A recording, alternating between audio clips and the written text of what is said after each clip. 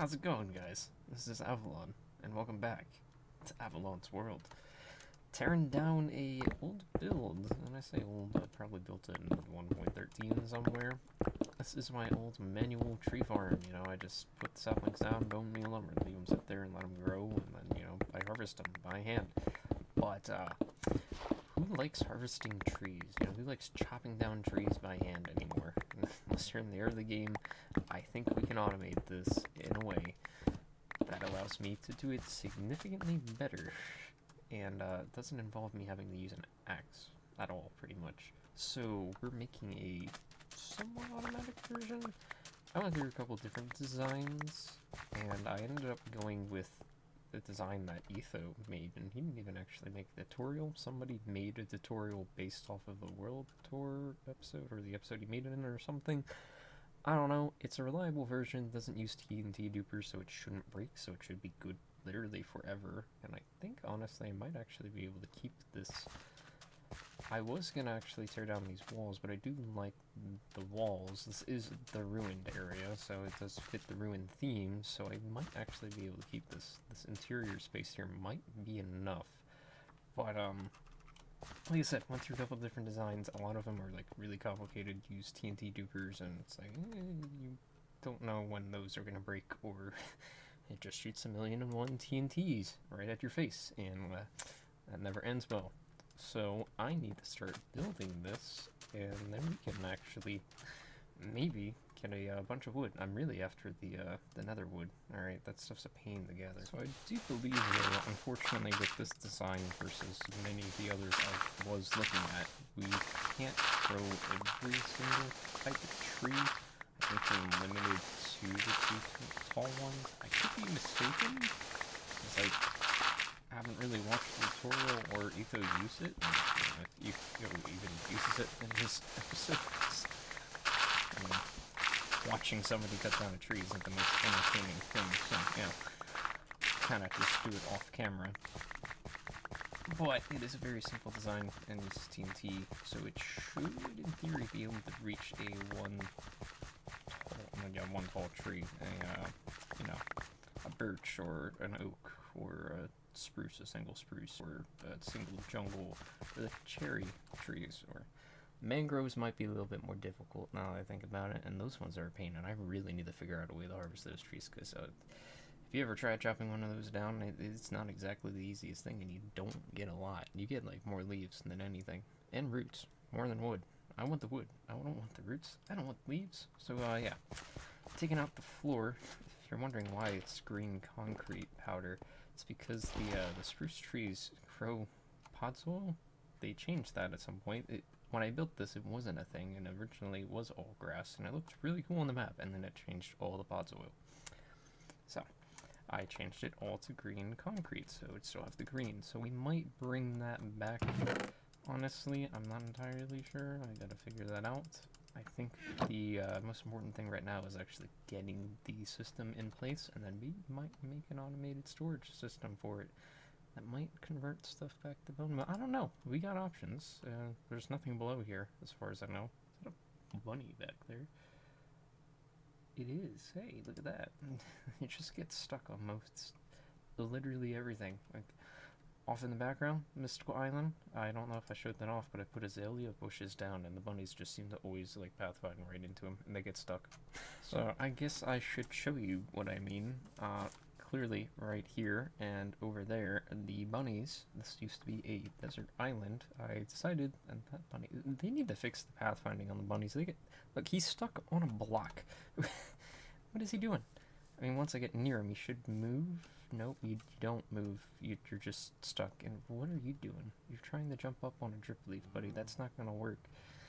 But yeah, they just get stuck. So I transformed a desert island into mycelium, and then added the mushrooms, and then started literally placing everything. Got some mushrooms.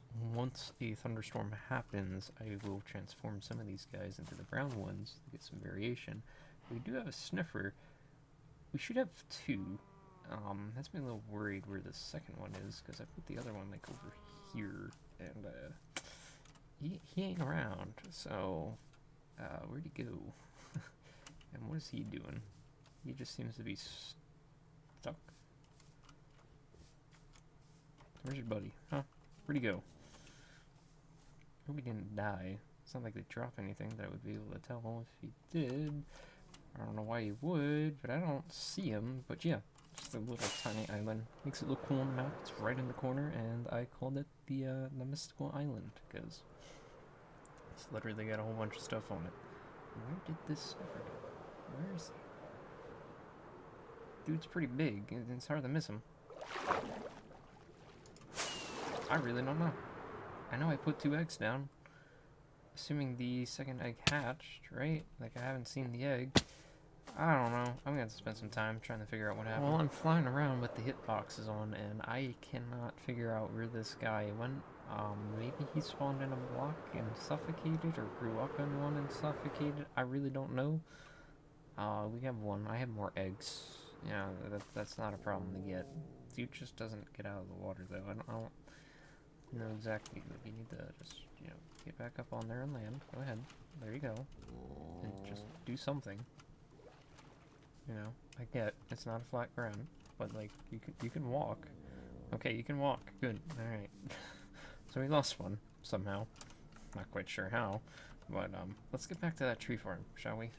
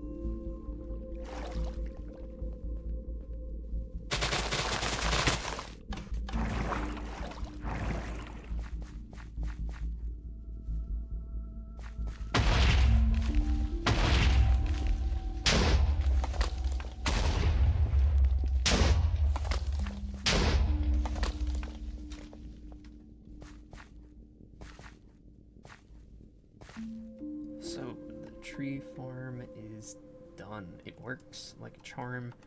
Doesn't work for everything, but it works for most trees, at least the ones that I'd be using a lot. Sometimes you get this problem where the trees just don't want to grow, and then you grow one, and then that one grows for some reason. So we grow the trees, plant 4 of the tall oak trees, spruce trees, and you want a cultivator, you grab your trusty hoe, you walk down the obsidian path, come right here in the middle, break a bunch of leaves, start throwing up here, get a bunch of redstone. This was probably a really bad idea. We need to like not stand up here. And then the TNT just breaks it all. Really awesome system. It's made by a person called the tutorial was made by a person called Hocus on YouTube. It is obviously made by Etho for his Let's Play series. So you did, I don't know if you saw it, but these pistons actually get pushed up so then you can continue to plant your saplings and keep going. So essentially you can just do this endlessly until you run out of TNT. Doesn't use TNT tubers.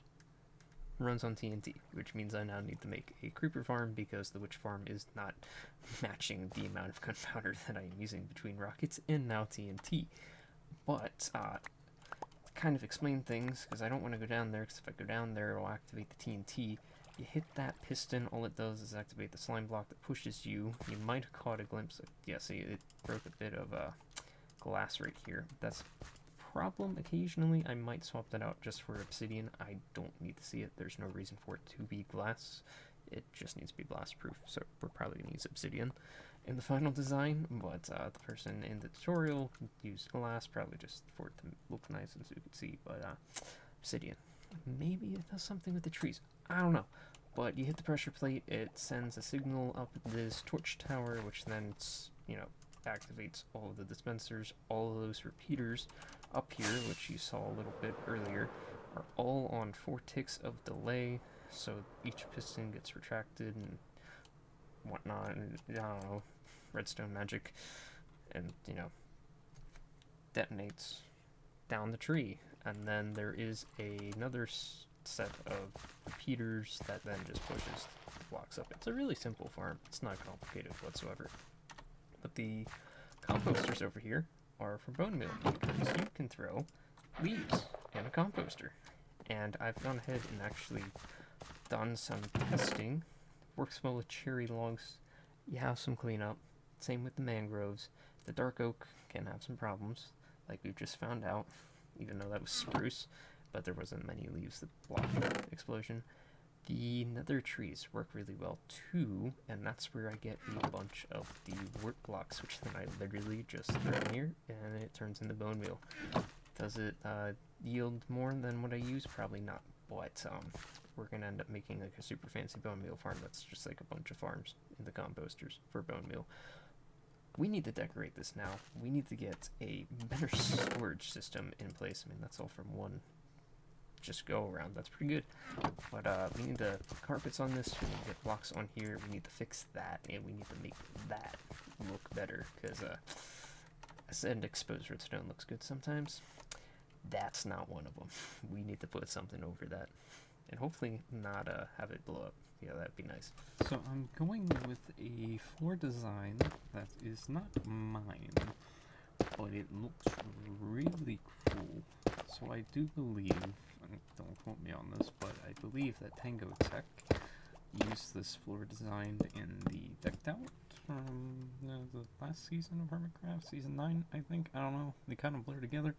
But I was watching video and I saw this and I was like, ooh, that's a really cool floor design because it uses a blast furnace and a smithing table, which I've seen people use a lot in building, but like I've never done it.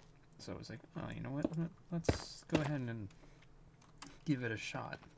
So it uses a lot of basalt. I made a new basalt generator in the nether, and it's working pretty good. And it's overall just a really nice floor design. I think is going to really fit the industrial feel of this area. What I'm going to do down here on the hoppers, I don't know. I really have to use carpets. I don't have much of a choice. I could wait for the pale moss. Maybe that would look good. Maybe we change it out for that later, once the pale moss comes in the game. I went ahead and put the carpets down. You know, like I said, maybe eventually we swap something out for pale moss. I think it'd be cool if it was like crawling up the sides of the podzol. I don't know how that would affect the trees growing, and I don't know how the carpet's going to affect the trees growing. But I also installed some basalt pillars here and ran some chiseled blackstone. I think that's what that's called, right? Chiseled, polished blackstone. Put some down here then, because that's polished. I ran a border to kind of break it up a little bit. Some end rods, and now I just got to figure out what I am doing up there. That is what really needs to be hidden, but we also need to be able to access the dispensers out the back to put TNT in it, and I could install hoppers, but like half the TNT wouldn't, I'm falling again, wouldn't be, you know, in the dispensers, and that this bottom one would always have it, and the top ones wouldn't, so I think what I'm going to do is essentially figure out how wide it is on this side, put it on that side, and then maybe make some floating castle type thingy in there, but I really can't go below it because the TNT goes boom boom and likes to blow things up. So I decided to add in some skulk. Now in theory I should probably change one of the carpets to a shade of blue, probably cyan, but I don't have any cyan wool at the sheep farm for some reason. I must only have one, and it just never shears that sheep. I don't know why, but added some small details with the warped wood and throwing that in there, and I should probably throw some of that down there too, to be completely honest. Besides the two lonely fence gates at the bottom, I should probably maybe swap out some of the walls. I don't know. I'm gonna mess around with that. I gotta add a little bit of detail on the bottom and put those two blocks there, and I would love to, you know, put some sculpt catalyst and whatnot like I did at the Grand Library, the Enchanted Library. I forget what I call it, but the trees grow there and the boom blooms explode there, so things would not survive. And I don't want to block any of the trees spawning radius, which is pretty much this entire area, so we can't really block that. It doesn't look horrible from down here. I had a couple slabs and stairs. I got to do some stuff with this pillar, and I got to figure out what I'm doing on the back here, because the back is currently a little not as good looking. I have the dispensers still accessible, because I have to put TNT in here. I'm hoping I can put ladders on Skulk. I didn't really think that through. I would assume you'd be able to, but you never know with this game. Alright, I connected up the back, tried to make it look a little bit more connected, and added this weird looking roof thing, which honestly probably kind of really fits the warped wood. Yes, warped wood. So it's enclosed because, you know, it rains, but I wanted a higher structure, but I still wanted to be able to access the interior so I can actually, you know, check these dispensers and, you know, refill the TNT. So thankfully ladders do work up here, and I can kind of just sit on each layer and access each and every single bit that I need. So, you know, it works pretty good, looks pretty good. And now I think it is time to hook up the storage room, but I also went ahead and added sculpt and a little bit of warped wood down at the bottom just to kind of tie everything together. For some reason sculpt still is black on the map, which looks kind of odd. It's just a black mass here now, but I think it's pretty cool. I love using the sculk and sculk veins together. I mean, they look, I don't want those. They look amazing, and you can really like blend it really well with the environment. Added a couple of the ancient plants as well. I think the next order of business is to make sure nothing blows up. So successful test, nothing blew up this time at least. I'm really worried about the basalts here. I don't think that's very blast resistant, and obviously glass isn't, though I don't know about tinted glass. Is there a difference with that? You know, is it we have a higher blast resistance? Who knows? You know, it's kind of ironic we have blast furnaces everywhere, but you know, we're blowing stuff up. Hey, that fits. Blast furnaces in a blast zone. Alright, just hooking up the item filters. Which filter would be there, so that would be the first one. I gotta make sure I did this right, because I am working like there we go. About there we go. Okay, alright, keep going. Boom, boom, boom, and boom. And then we just slap a bunch of redstone dust. I gotta actually set the filters, but that should do it. over here, we're gonna do the exact same thing twice. I should still be able to make this work.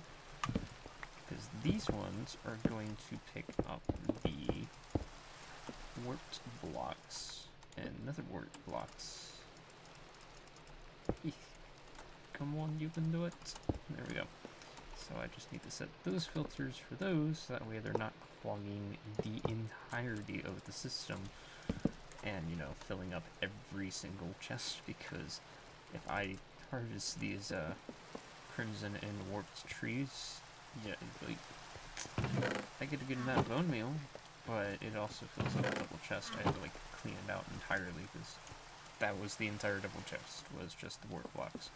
So I would like to feed this line into a chest. If I gotta put it in the ground, I put it in the ground. I don't know. I gotta figure that out. So I added some little dangly bits, just like I did over again at the Grand Library, Enchanted Library. I still didn't figure out the name for it, but I figured it would give it kind of a sense like it was floating somehow, in a way, instead of it just being supported. I had the idea to maybe run supports right into like the sides here, but I feel like that might be too much. I don't know, I might try it, see how it goes. But we hooked up the item filters, and these are the logs that we will be farming in this. I mean, we could technically do the other ones, they just have a higher risk of blowing up the stuff. But you know, you got spruce, dark oak, the warped, the crimson, the mangrove, the cherry, and then this is where all the excess stuff goes, like the warped blocks. Now, this lever over here will lock a set of hoppers, and if you enable it, it locks it. If you don't, the warped blocks will get filtered right into the composters and then right into the chest. Beautiful, and we'll have a good source of bone meal because we get a good source of warped blocks. So we're just gonna keep that on, but I figured I'd install it just in case I would need the warped blocks or something. This is where all the saplings, the sticks, any excess leaves or something, literally anything that I drop will go in here. I figured probably not the best to shoot it off into a lava stream if in case I drop something important, even though my tools can survive. You know, a shulker box won't. But downstairs here is done. All I gotta do is finish placing that, and there we go. Downstairs is done. Now we just gotta make the building, because we're not gonna leave this here. It's exposed. I've got exposed redstone. We need to enclose it with dirt, make a nice structure, and make it, I would say make it look ruined, but the lore behind the area is, you know, it was a ruined area, and then I came in, you know, factory, and started, you know, putting farms and stuff over here, so it makes sense for it not to be ruined, but the area around it still to be ruined, if that had made any sense. I don't know. Alright, so we're using Tough.